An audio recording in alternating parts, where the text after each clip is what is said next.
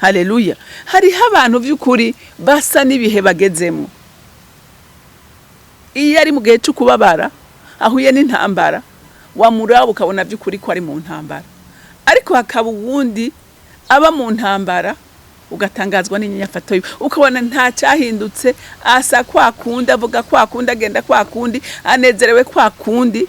Kubera iki? Kuko azi neza ko intambara atari ziwe, ariko ari zo wamuhamagaye. Haleluya. Ico cerekana umuntu amaze gukura. Inyifato mu bibazo irakugaragaza uriwe. Haleluya. Irakwerekana uriwe, irakwerekana ko wakuze canke utarakura. Amen. Ega hariho ng'umuntu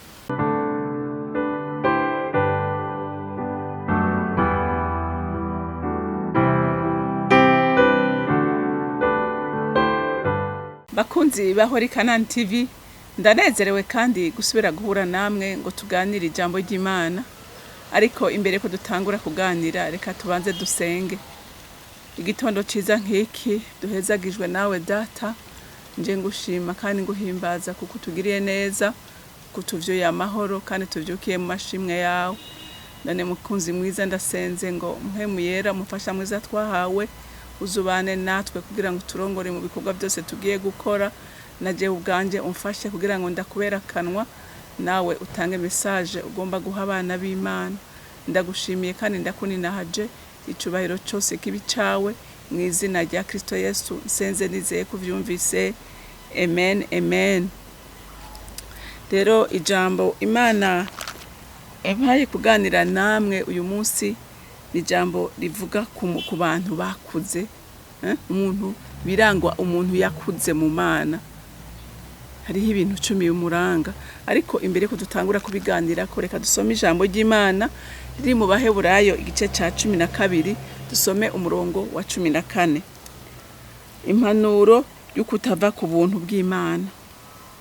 Mukurikire kugiranira amahoro n'abantu bose n'ukwezwa, kuko uwutejejwe atozoraba umwami. Amen.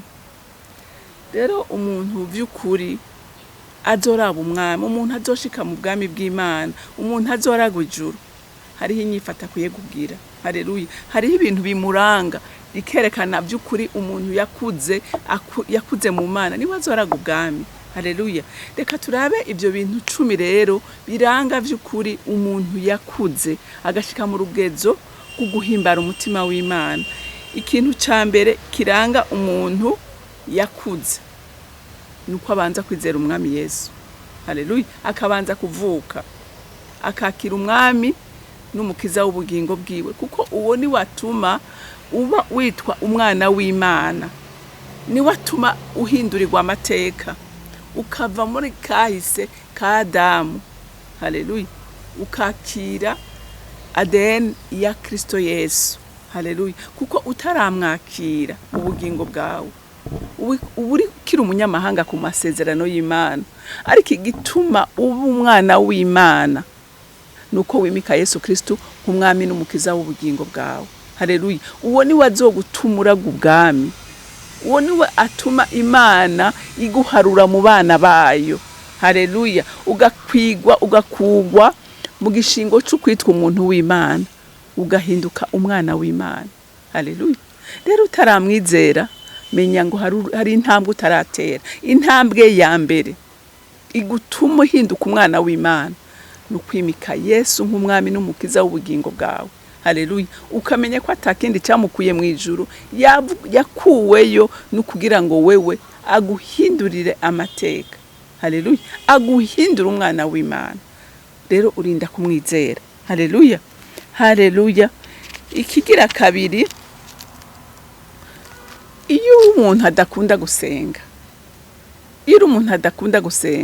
ntushobora kuba umuntu akuze, ntushobora kuba umuragwa w'ijuru. Haleluya. Ntushobora kuba umuragwa w'ijuru. Umuragwa w'ijuru, umwana w'Imana, akunda imvugo yaho. Haleluya. Imvugo rero ijuru ryumva nugusenga. Haleluya. Iyo udasenga ntushobora kuvugana n'Imana. Uvuganira n'Imana mu gusenga. Rero umuntu adakunda gusenga, menya ko uyu oye ntarugwa by'ukuri mu baragwa b'ijuru. mu baragwa b'ubwami. Haleluya. Rero ndagukundisha muntu w'Imana gusenga. Haleluya. Nivyo vyerekana umuntu amaze gukura. Urumva wamaze kwizera umwami, rero ucugiranira imigenderanire myiza nayo, kaganira nawe. Haleluya. Nawe nta handi muganirira mu gusenga. Haleluya. Ikigira gatatu, akunda kuba mu materaniro y'abera. Ukabona umuntu atanezerwa no kuba mu materaniro, mu makoraniro y'abana b'Imana, uyu umenye ko atarakura.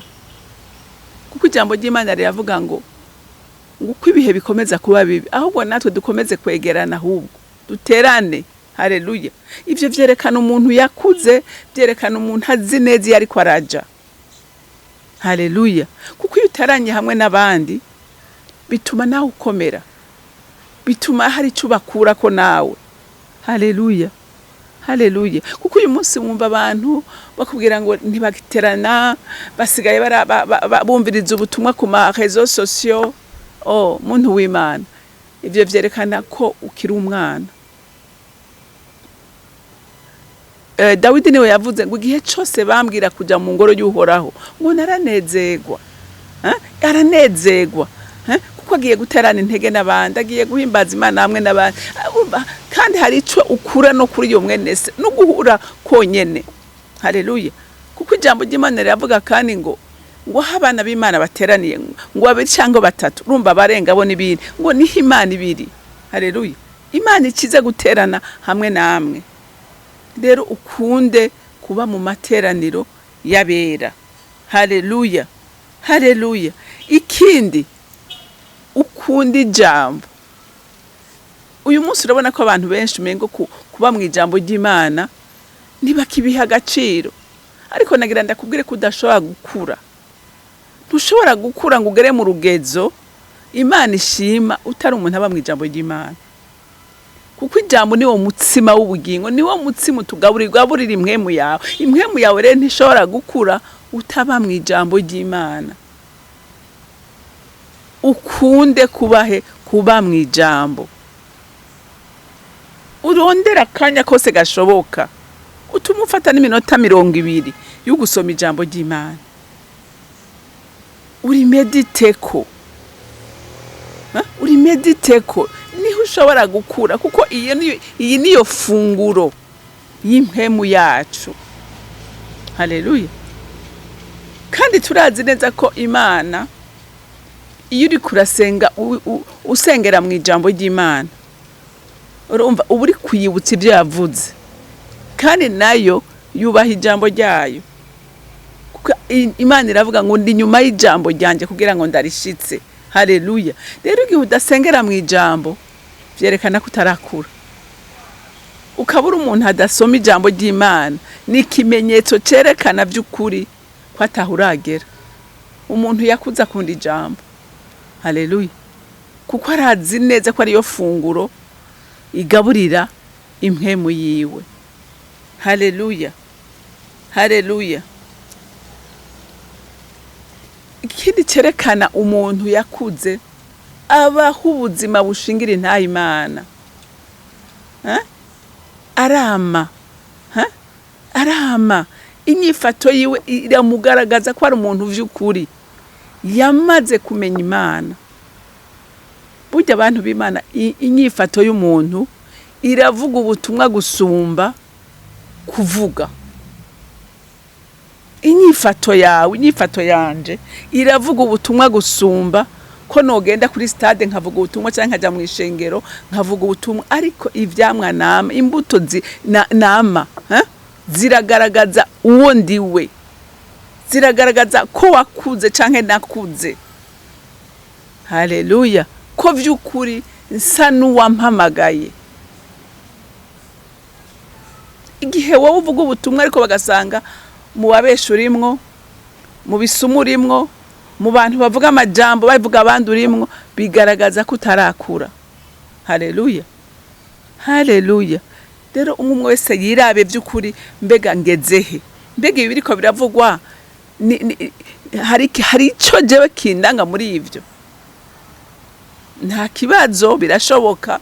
Rero cumenya ngo ndakeneye gukorera kuri iki kintu kugira ngo nshike ku rugezo mpimbara umutima w'Imana. Haleluya. Ikindi cerekana umuntu yakuze n'umuntu amaze kugera ku rugezo yihanganira ibimugerageza. Haleluya. Ukaba uri wa muntu uhura n'akabazo kariko kose, ukaba umuntu agumarira, bansitaje, bagizuku, jewe ntibankoreye ibi, ugasanga wamana umwidogo. Nagira ndakubwire ngo nta uragera, nturakura. Umuntu amaze gukura ntabakirizwa n'utuntu tutubazo. Ahuye n'ikigeragezo ntigituma ava ku Mana, ahubwo arahagarara akamenya ngo ikigeragezo ndagihagararamwo, kandi ndazi neza ko Imana insanga hanyene kandi kangirira neza. Haleluya. Ukibuka ababiciyemo kandi babisohokamwe amahoro, ukagira inkomezi, ukizera, ukamenya ko Imana yawe yavuze ngo mva mu byo uzocamwo vyose nzoba ndi kumwe nawe. Niwaca mu muriro nzoba ndi kumwe nawe, niwaca mu nzuzi ati imigezi ntizogutemba. Ugahagarara ku ijambo ry'Imana ugakomera, ntunyiganyizwe n'ibihe. Haleluya. Hariho abantu vy'ukuri basa n'ibihe bagezemo. Iyo ari mu gihe cyo kubabara, ahuye n'intambara, wamuraba ukabona vy'ukuri ko ari mu ntambara. Ariko hakaba uwundi aba mu ntambara ugatangazwa n'inyafato yiwe, ukabona nta cyahindutse, asa kwa kundi, avuga kwa kundi, agenda kwa kundi, anezerewe kwa kundi. Kubera iki? Kuko azi neza ko intambara atari ziwe, ariko arizo wamuhamagaye. Haleluya. Ico cerekana umuntu amaze gukura. Inyifato mu bibazo irakugaragaza uriwe. Haleluya. Irakwerekana uriwe, irakwerekana ko wakuze canke utarakura. Amen. Ega hariho ng'umuntu bakubwira nk'ibintu ariko aracamwo, hamukavuga ati vy'ukuri ibyo bintu ariko arabicamwo. Kubera iki? Yarakuze, arazi neza ko ifunguro y'umukristo ari bigeragezo, kandi bimutera kugira iki? Bimutera gukura no gutera yindi ntambwe. Haleluya. Ikindi n'umuntu akunda gukorera Imana. Umuntu atarakura nukuri agira inzembe mu mfuko wiwe, kugira ngo asohore ifaranga ryiwe ryo gukorera Imana biramugora. Canke n'umuntu ibintu vyose avyiherereza ko kwitangira abandi ntashobora. N'umuntu nta mwete ukumva ko yokwagura ubwami bw'Imana. Uyo ntarakura. Ariko umuntu yakuze anezerwa n'ikintu cyose cyagura ubwami bwa se. Haleluya. Ntacatokora. Ari mu mvura yogenda gutabara kugira ngo ubwami bw'Imana bwaguke, abana b'Imana batabagwe. Yo kwitanga mu buryo. Nta kintu na kimwe gishobora kumufrena iya tomuhagarika iyo ahagurutse gukora mu gikorwa c'Imana. Aritanga, ntasinzira. Ntasinzira. Aba ariko yiyumvira ikintu cyose cyotuma ubwami bw'Imana bwaguka. Ntiyotinya gusohora ubutunzi bwiwe kugira ngo bukorere Imana. Uyo n'umuntu yakuze. Amenya ko niyo abatangishije ukuboko kw'iburyo, arazi ko mu bubamfu yakira umugisha w'Imana. Haleluya. Ikindi cerekana umuntu amaze gukura, akunda kwihana. Ntabika icyaha mu mutima wiwe. Niba hari n'ikintu yapfuye na mugenzi we, ntashobora kuryama atatunganije. Ikikwereka umuntu atarakura vy'ukuri, ni wa wundi akubarira ngo sinshobora kwihana, sinshobora kumusaba imbabazi, kubera nawe natera intambwe asaba imbabazi. Ariko uwamaze gutera intambwe, amaze kugera ku rugezo rw'umuntu akuze, aramenya ko Imana ivuga ngo muharire ibigabitanyo bya bene so nkuko nanje ndabaharira ivyaha. Aramenya ko niyo badahariye adashobora guhimbara umutima w'Imana. Rero muri ibi bintu byose mvuze, raba neza, mbega wowe ugeze he? aha naje ririko riranyigisha mbega ngeze nawe wiraba hugeze urabe vy'ukuri kuri umuntu akuze cyangwa ukiri umwana cyangwa ukiri umwana cyangwa uri umuyabaga aya majambo tuvuze yerekana umuntu ageze ku rugezo Imana ishobora kumwizera ikamutuma igikorwa icyo ari cyo cyose kuko ari umuntu yamaze gukura azi icyo ashaka azi icyo Imana imugomba ko haleluya azi niyo ariko araja amen.